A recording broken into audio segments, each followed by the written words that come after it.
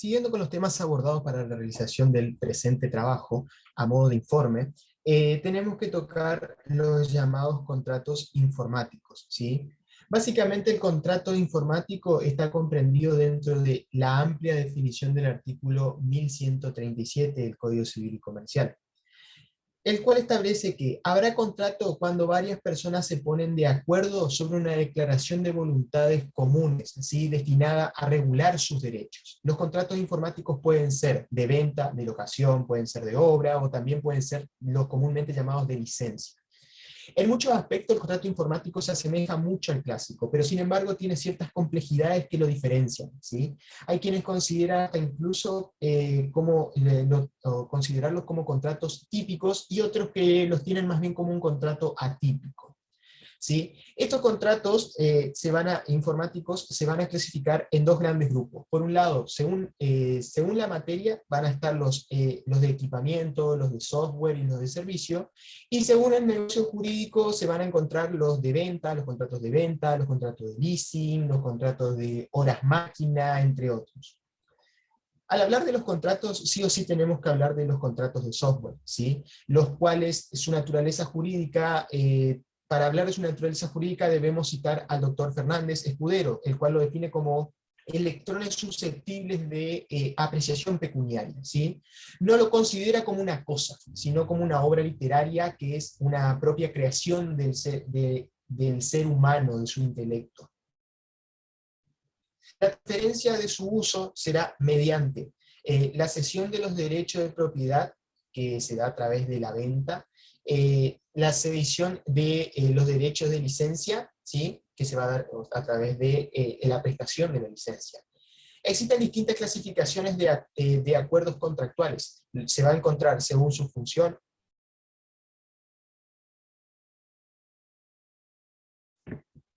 Perdón. Se va a clasificar según la función del software, según el grado de estandarización del software, según la vinculación o no del equipo de computación con el software, y por último también según la naturaleza jurídica de los acuerdos comerciales, ¿sí? Que va a variar o que puede variar considerando el tipo de software, qué tipo sea, cuál es la computadora y demás. Otro de los temas que debemos tocar en relación a una ley es la de los contratos informáticos relacionado con la Ley de Defensa del Consumidor. Como sabemos, la Ley de Defensa del Consumidor en la Argentina recibe el número de 24.240, ¿sí?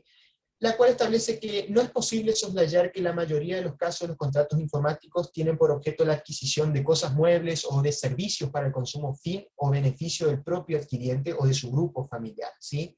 En otras palabras, el adquiriente de la cosa o de un servicio es un verdadero consumidor, que en consecuencia está contemplado sí o sí en la Ley 24.240, la de defensa del consumidor.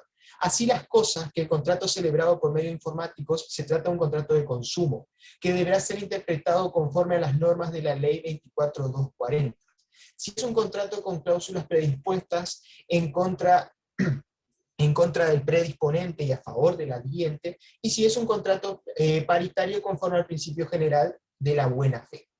Dentro del Código Civil y Comercial, al definirse todos los contratos celebrados fuera del establecimiento comercial, como los contratos celebrados a distancia, se considera a los medios electrónicos como especialmente idóneos para su conclusión o su perfeccionamiento. Se aclara asimismo que para que los casos en donde se exige que el contrato sea por escrito, tal requisito se da por satisfecho cuando aquel contiene un soporte electrónico, ¿sí? Otra de las cosas que debemos tocar son las principales características o caracteres. El sistema especial de protección jurídica del consumidor se caracteriza por deber de información y seguridad. Esta es una de las características más fundamentales al hablar de defensa del consumidor, porque siempre el cliente o el usuario, ¿sí?, tiene que estar bien informado y a su vez garantizarse su seguridad, ¿sí? La fuerza vinculante de la publicidad, el control de técnicas no ortodoxas de comercialización, la garantía de los productos y servicios, y los servicios públicos. A su vez, siguiendo el análisis de las leyes, otra que debemos mencionar es la Ley 25.156, o comúnmente llamada de defensa de la competencia. ¿sí?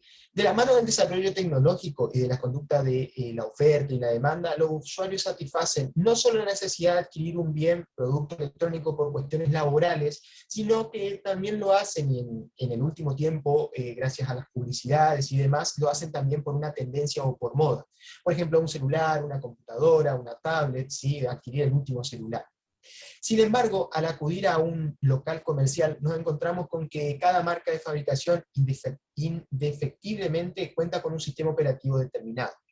Lo cierto es que las licencias de software se comercializan a través de la misma adquisición del producto físico. Por ejemplo, cuando adquirimos una computadora, muchas de ellas, ¿sí?, vienen ya con un sistema operativo determinado, de las cuales tiene la licencia de ese sistema operativo, como ser, por ejemplo, Windows. Quien la compra no es legalmente dueño de la licencia en términos jurídicos, sino que únicamente tiene el derecho de usar y de gozar de eso, ¿sí? Por lo tanto, no puede copiarla, no puede modificarla, no puede venderla como que si él fuera el titular. Nuestra legislación respecto a la Ley 25.156 y la recientemente sancionada nueva Ley de Defensa de las Competencias, bajo el número 27.447, sostiene en su artículo segundo, ¿sí?, que constituye práctica absolutamente restrictiva de la competencia y se presume que producen perjuicio al interés económico general, los acuerdos entre dos o más competidores, ¿sí?, consistentes en contratos, convenios o arreglos cuyo objeto o efecto fueren concertar en forma directa o indirecta el precio de venta o compra de bienes o servicios, o establecer obligaciones de producir, de procesar, de distribuir o de comercializar. Tampoco podemos dejar de mencionar el artículo 3 de esta ley, el cual establece, ¿sí?, o sea, el cual su inciso pertinente es el F, el cual va a establecer subordinar la venta de un bien o a la adquisición de otro, o a la utilización de un servicio, o subordinar la prestación de un servicio a la utilización de otro o a la adquisición de un bien, ¿sí? Por último, y cerrando con las relaciones de las leyes y los temas establecidos, no podemos dejar de mencionar la ley de lealtad comercial, que en la República Argentina se le concede el número de ley 22.802, ¿sí?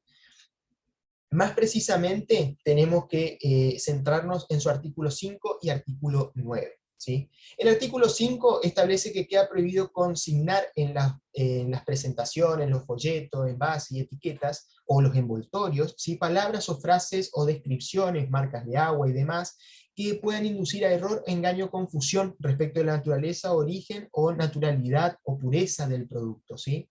De la misma forma, el artículo 9 establece que quedan prohibida la realización de cualquier clase de presentación, publicidad o propaganda, que mediante inexactitudes u ocultamientos incluso pueden inducir a error o engaño, ¿sí? Vemos cómo esta está estrechamente relacionada, ¿no es cierto?, con lo que es la Ley de Defensa del Consumidor, la que acabo de hablar anteriormente, en el sentido de que todo está dado para proteger al consumidor, ¿sí? Tanto en que mediante una publicidad de las que se denominan engañosas, no se pueda hacer caer en error, no se pueda hacer caer en engaños a la persona, que muchas veces compra un producto pensando que es una cosa y termina siendo otra totalmente distinta, o termina siendo cualquier cosa. Bueno, con esto termino mi exposición.